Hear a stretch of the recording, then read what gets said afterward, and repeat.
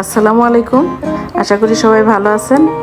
আজ আমরা রান্না করব লাউ দিয়ে শিং মাছ। প্রথমে কড়াইতে তেল দিয়ে দিব। তেলটা গরম হলে পেঁয়াজ দিব। পেঁয়াজটা হালকা ভেজে নিব।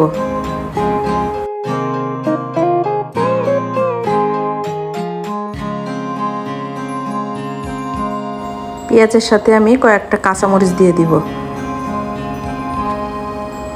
পেঁয়াজটা ভাজা হলে আমি 2 চামচ রসুন বাটা আর 1 চামচ আদা বাটা দিয়ে দিব। আদা দিয়ে ভালো করে কষিয়ে নিব। কাঁচা গন্ধটা যতক্ষণ না যায় ততক্ষণ আমি কষাবো। এরপরে বাকি মশলাগুলো দিব। লবণটা স্বাদ অনুযায়ী দিব। এখন আমি একটু পানি দিয়ে দিব। দিয়ে প্রথমে দিব হলুদের গুঁড়া 1 চা চামচ, মরিচের গুঁড়া দিব 1/2 চা চামচ, এরপর জিরার গুঁড়া দিব 1 চা চামচ, ধনের গুঁড়াও 1 চা চামচ দিয়ে এবার ভালো মতো কষিয়ে নিব।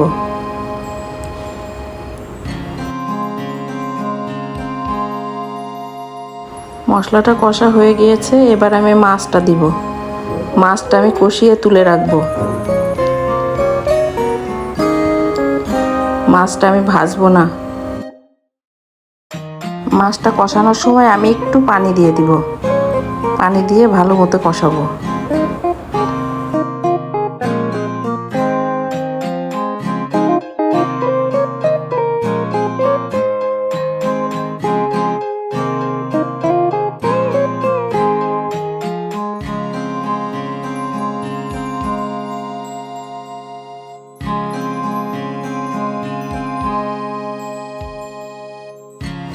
আমার মাছটা কষানো শেষ। এখন মাছগুলো তুলে রাখবো। তুলে রেখে এই মশলার মধ্যে আমি লাউটা দিয়ে দিব। দিয়ে লাউটা আমি খুব ভালো মতো কষাবো।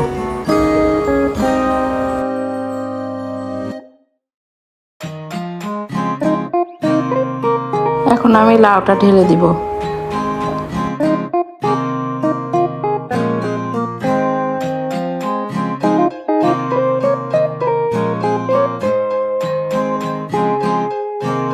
লাউটা ঢেলে দিয়ে নাড়াচাড়া করে আমি ঢেকে দিব।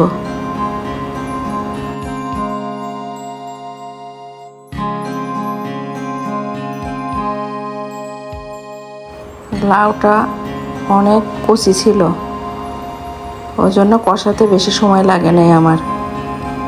এমনি গলে গিয়েছে কষানোর সময়।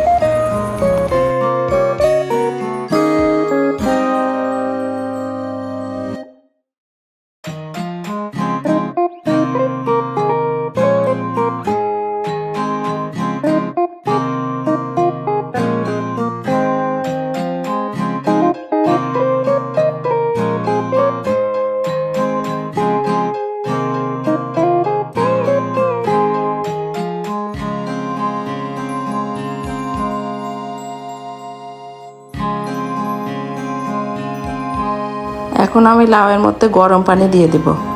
গরম পানিটা দিলে তাড়াতাড়ি বলক আসে, তরকারিটাও স্বাদ হয়।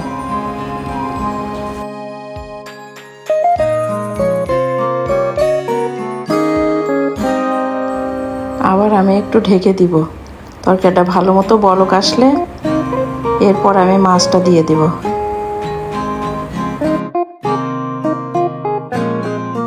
লাউটা সিদ্ধ হয়ে গিয়েছে। এখন আমি মাছ দিব। মাছটা দিয়ে আবার একটু ঢেকে দিব।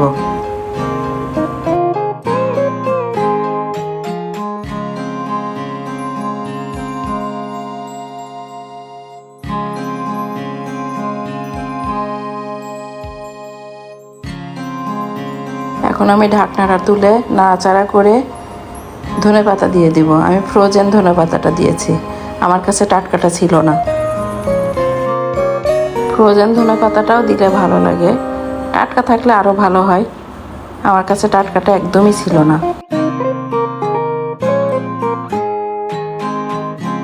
আমার রান্নাটা মোটামুটি শেষের দিকে। রান্নাটা শেষ হলে পরিবেশন করে আপনাদের দেখাবো। আমার ভিডিওটা যদি আপনাদের কাছে ভালো লাগে, লাইক, শেয়ার, সাবস্ক্রাইব করে আমার পাশে থাকবেন।